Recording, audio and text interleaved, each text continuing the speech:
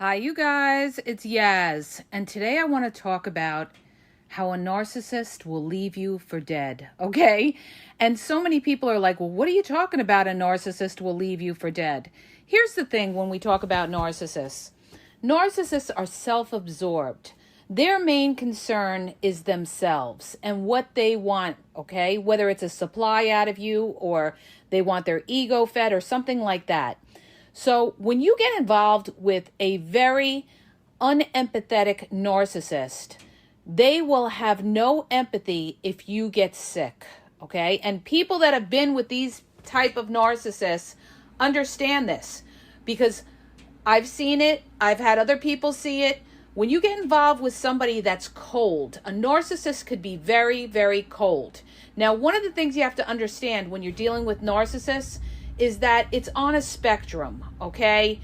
You know, some narcissists could show you a little bit of empathy and some narcissists have no empathy whatsoever. They could take a very, cold attitude towards you getting sick. You could become an inconvenience to them. If you get involved with one of these narcissists, you become an inconvenience to the narcissist when you get sick. Why? Because it's no longer playtime. Now it means work. Narcissists don't like to put in the work. They don't want to have to run to a pharmacy at 3 o'clock in the morning and get you medicine. They don't want to be burdened. That's why a lot of them ghost or something like that. And God forbid, you guys, you get involved with a narcissist and you have children with that narcissist and your child needs special care or you have a special needs child where you have to go to doctors, psychiatrist, therapy sessions, or something like that. Narcissists don't want to be involved in that. They're going to leave the majority of the responsibility to you, okay? Narcissists want to be the fun parent, and they want to do what's fun. Go out to restaurants, go on vacations, go to Toys R Us, things like that, But when it comes to, sacrificing, narcissists don't want to sacrifice. Or if you become sick or something like that, and you're looking for some kind of sympathy or empathy from a narcissist, a lot of times a narcissist is going to be, they're not going to want to hear it, or they're going to turn that problem that you go to them for, looking for some kind of sympathy, and they're going to make like you're laying your problems on them. You're weighing them down. A lot of narcissists will do this. They'll switch it up and they'll make what your problem is. Now they're going to resent you for bringing it to them because they don't want to hear it. They don't want to hear that you're sick. They don't want to hear about your doctor's appointments.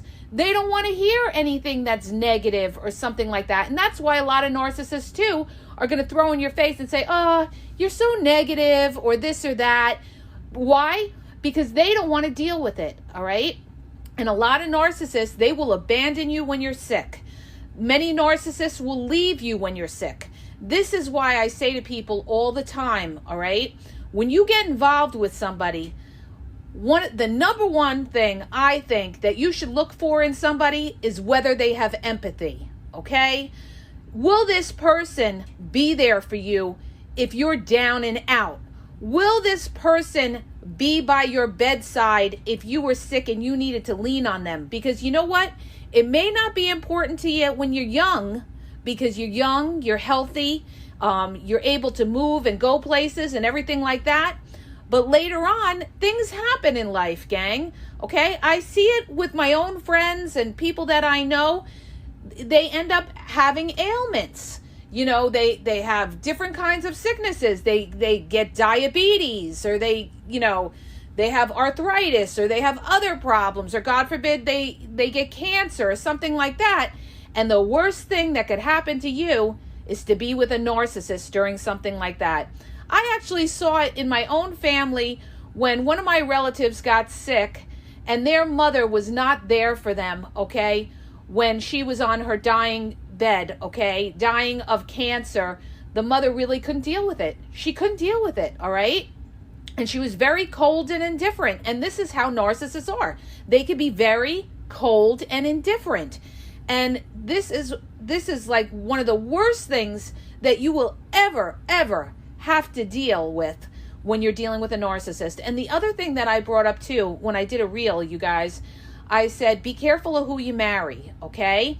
And I had a few trolls get on there and had a problem with that and said, oh, you're victim. No, I'm not victim shaming. I'm trying to make you aware. Be careful of who you marry and have kids with.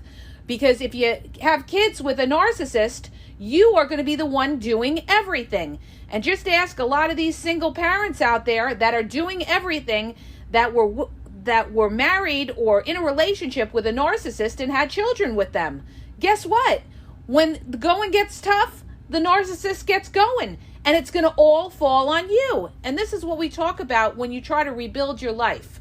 And people say to me all the time, well, can you heal after a narcissistic relationship? Yes, you can heal. It takes time to heal. You've got to give yourself time to heal.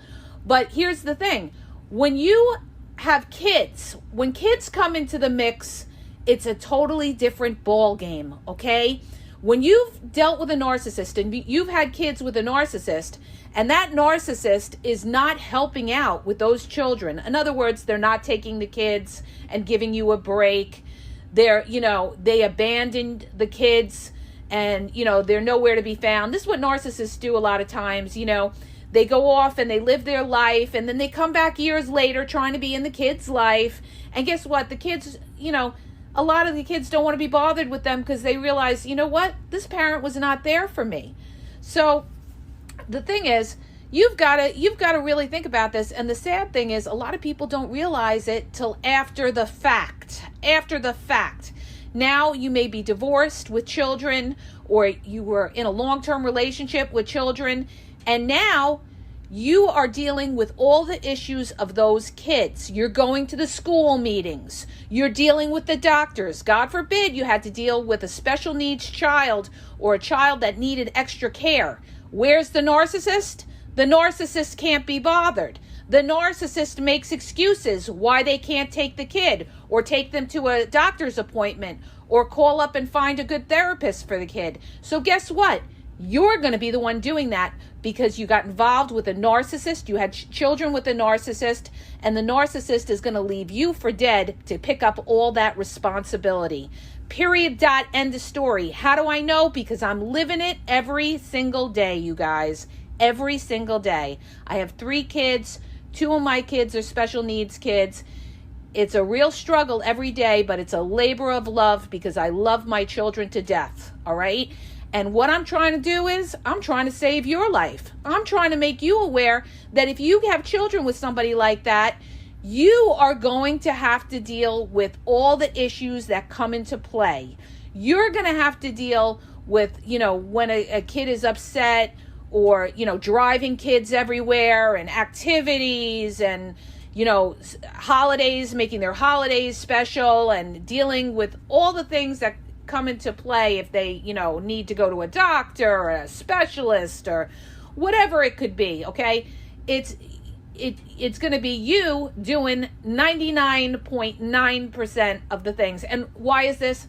Because narcissists don't want to be burdened. And we have a lot of narcissistic people that we talk about as well that could be in your life. It could be your friends, it could be your family or something like that. And you turn to these people because you're having a hard time, okay? Maybe you have a lot on your back, you're working, if you have children, you're taking care of children, and you may turn to other people for their support. It could be your friends, family, co-workers, whoever. And if they're narcissistic, guess what? They really don't want to be bothered either, okay? Why? Because it doesn't benefit them. It doesn't benefit them. They don't want to hear it. A lot of times when you contact these people, they'll make excuses why they can't come around, to give you support. They don't want to hear about anything, any problems or anything like that, because a narcissist is only concerned in things that are going to benefit them, okay? They're not about sacrifice.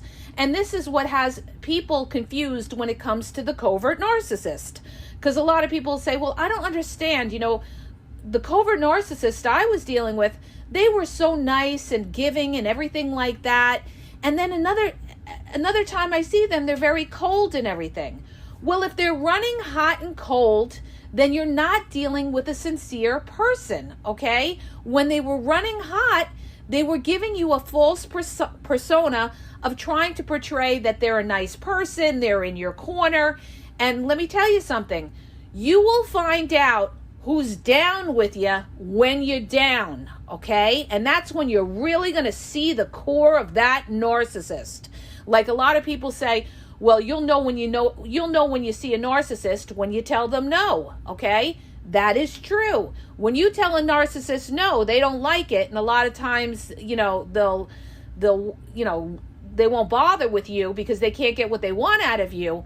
But you'll also see a narcissist when you have problems and you turn to that narcissist for any kind of support, emotional support, or any kind of support. You'll see that narcissist is cold and indifferent to you, okay? And then you have narcissists. I've seen it on my posts. I read the comments. People have put on there how the narcissist, when they ended up getting sick, the narcissist left them. When they were in the hospital, the narcissist left them. The narcissist ghosted them. Narcissists don't want to deal with it. They'll just move on to somebody else. If they can replace you, they will replace you. And people that have empathy just can't understand this. How could you leave somebody that may be, terminally ill or sick, and then all of a sudden leave the relationship or disappear and drop somebody so cold, okay? Because a narcissist, period, end of story, does not care. They are not wired like you. They don't have empathy. So this is why I tell you, be very, very careful of who you surround yourself with in your circle, whether it's your friends, whether it's, a partner or somebody like that, whether it's certain family members that are unempathetic. Distance yourself from people that don't have heart for you, okay? You'll know that, like I said, when you're down and out and you're going through something rough. And it's not just about sickness, you guys. It could be about anything. You could be, out of a job for 6 months. You could, have a lot of different problems going on in your life, or you could be dealing with depression or anxiety. And what's the narcissist going to say when you're down or you have depression? They're going to dismiss you. They're going to dismiss you, and they're going to put you down and victim shame you and say, oh, well, you're depressed because you made bad decisions in your life, okay? This is what a narcissist will do. They'll kick you when you're down. Period. This is so true. They will kick you when you're down. They will victim shame you, okay? This is exactly what narcissistic people will do. They will say, well, you did it to yourself or something like that. Or it's your fault, if you're feeling anxious, you're weak or you're negative or you're this or you're that. They will not validate your feelings. And I did a post about this, and this is what I have to tell you guys, all right? Because after years of abuse, you get to a point when you finally see the light and you say to yourself, you know what? I don't need these people validating me because they're not going to validate me. They're not going to lift me up. I validate myself. I know what the truth is. I know what the facts is. And I don't need them to reassure me. And the minute that you see somebody criticize, judge you, or put you down when you're going through something rough, the first thing that should come to your mind is, I'm dealing with somebody toxic and I need to get away from them. This person has no empathy. They have no heart for me, and I need to distance myself from them, okay? Because a toxic person is always going to leave you feeling low. They're the ones who create the anxiety and the depression in you. Why? Because they make you feel low about yourself. A narcissist breaks you down and puts you down to make themselves feel better, and especially covert narcissists. They're so jealous, they're so envious, and they will put you down in an indirect way to make themselves feel better. They are vicious, cold, calculating, and no good, all right? And you will know that you're dealing with them because they will talk the talk, but they won't walk the walk. They'll be there for you when they feel like being there for you. Sometimes, not always, okay? They won't be consistent with it. Or if they do if they are there for you, it's for appearances. It's to appear empathetic when they're really not empathetic, but they're doing it to look like the good guy. They're the good guy, okay? So there's always a motive for why they're empathetic for you. It's not generally to do it out of the kindness of their heart. It's always to get credit for something, or they're after some supply, okay? Or it's to manipulate somebody else to look good, okay? But the bottom line is this, you guys, I got to tell you this, it's so true.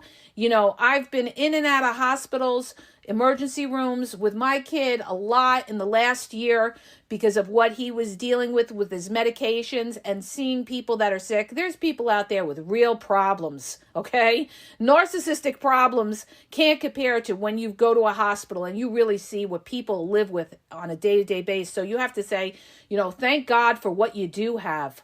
Thank God if you're healthy and you're doing well and everything like that. You have to appreciate what you do have.